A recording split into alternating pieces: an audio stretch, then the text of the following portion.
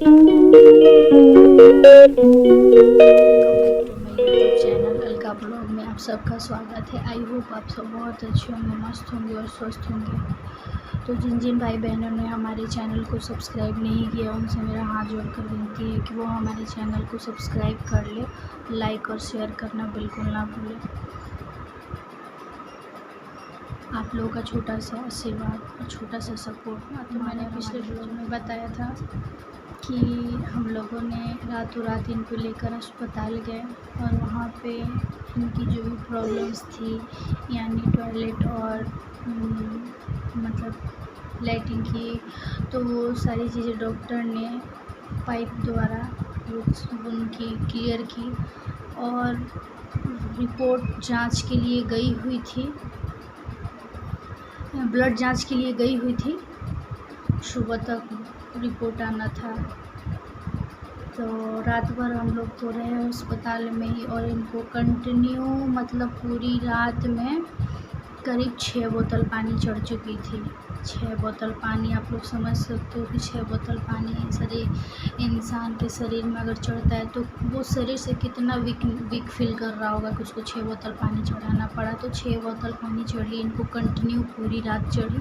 और सुबह जाकर 9 बजे रिपोर्ट आने वाला था, 10 बजे, तो 9 बज रहे थे सुबह के। और मैं पूरी रात अस्पताल में ही थी, मम्मी थी, पापा भी थे, तो पास में ही घर था।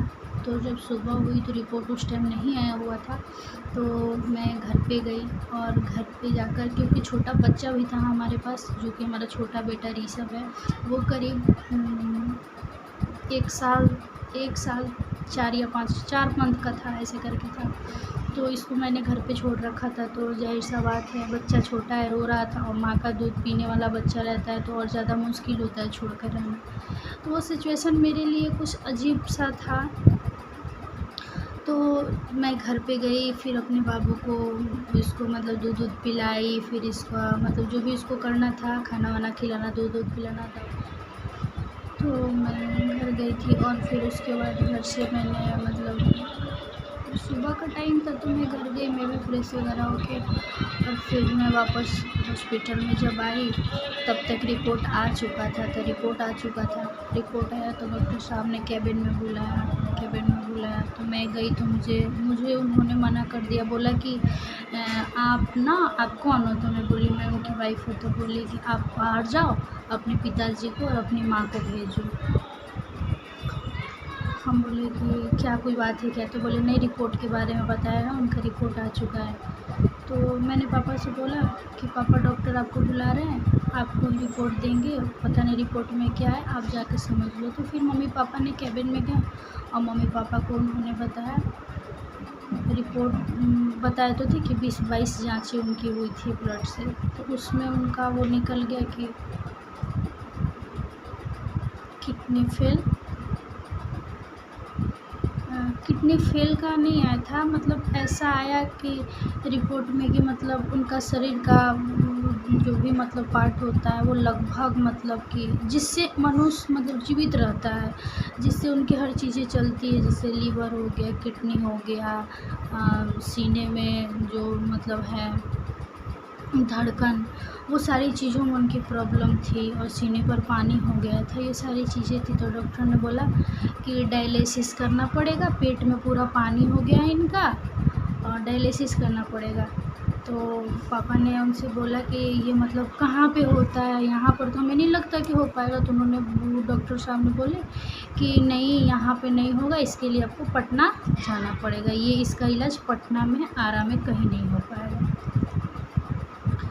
मतलब हर कोई, और कहीं ना कहीं पापा से डॉक्टर ने साइड में ये भी बोल दिया था कि मतलब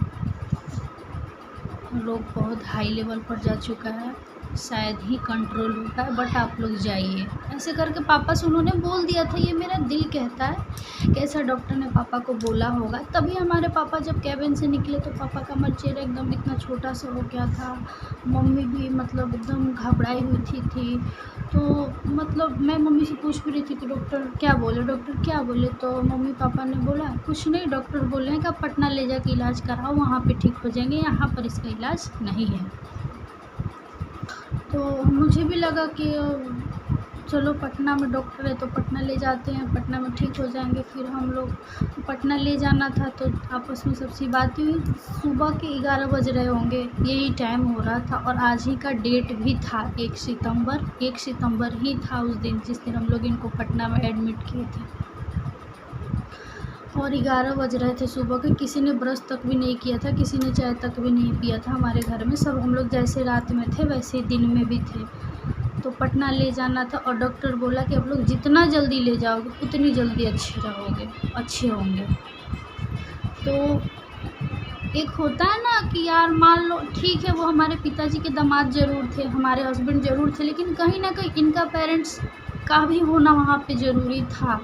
तो हमारे मम्मी पापा का कहना था कि क्यों ना हम इनके घर पे ये बातें बताएं। अब तक यहाँ पे इलाज चल रहा था तो ये बात पूरा घर में सब कोई जानता था, ठीक है, क्योंकि वो खुद ये बात बोले थे कि हम अपने बड़े वाले भतीजे को बताए थे कि मेरा दवा चल रहा है, हमको जॉन्डिस हुआ है। वो चीज़ें वो खुद अपने मुंह से बता चुके थे कि हमारा जॉन्डिस हुआ बा, हमारा दवाई चला था आराम है। लेकिन पटना के लोगों को पता नहीं था। मेरी मम्मी बोली कि इनकी माँ से बता देते हैं कि ऐसा ऐसा बात है, हम लोग इनको पटना लेकर जा रहे हैं, उन लोग को आना है तो लोग आ जाएं, खबर देना ज़रूरी है।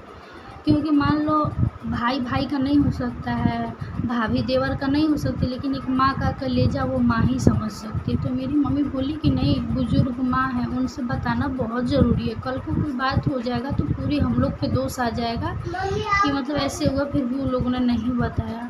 यहाँ तक कि मेरी गलती है कि मैं मना कर रही थी कि आप लोग मत बताओ, छोड़ दो, जाने दो, छोड़ दो, जाने दो। लेकिन मेरी मम्मी बोली कि नहीं, तू होश में नहीं है, तुम गुस्से से बोल रही है, लेकिन कहीं ना कहीं माँ है, उन्हें बताना तो बहुत ही ज़रूरी है। तो घर पे फ़ोन किया जा रहा था, मैं अपने फ़ोन से घर पे फ़ोन लगाई, किसी ने फ़ोन नहीं उठाया। एक हमारे यहाँ अभी जहाँ मैं रहती हूँ ससुराल में, वहाँ बगल में बहुत हम लोग के क्लोज हैं, हमारे रिलेशन के ही हैं, बहुत क्लोज है। तो मैं उनके घर पे फ़ोन की कि वो फ़ोन ले जा कर देंगे तो मैं मम्मी से बातें करके सारी बातें मेरी मम्मी बता दें। तो मैं उनके घर पे फ़ोन की, मैं बोली कि हमारे घर पे आप फ़ोन ले जाओ, ऐसी ऐसी बात है, मम्मी से बात करा दो कि हम लोग इनको पटना लेकर जा रहे हैं, डॉक्टर ने रेफ़र कर दिया है। तो वो लड़का आया हमारे घर पे और मैं लाइन पर ही थी, मैं मम्मी पापा सब थे।